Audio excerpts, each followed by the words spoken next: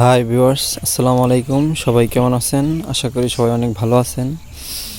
তো অনেক দিন পর সকাল সকাল বের হলাম, ভাবলাম একটা ভিডিও করে ফেলি।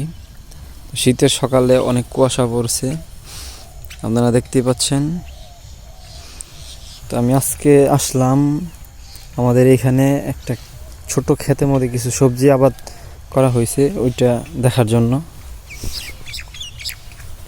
চলেন। এই তো এখানে টমেটো গাছ লাগানো হয়েছে, মরিচ গাছ লাগানো হয়েছে, যেমন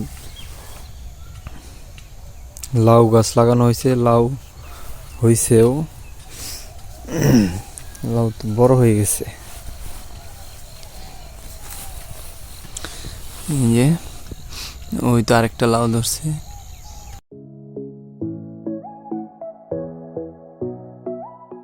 আবার ওই যে ওই পাশে কানিকটার মধ্যে মূলা ডাঙ্গা বোনা হয়েছে।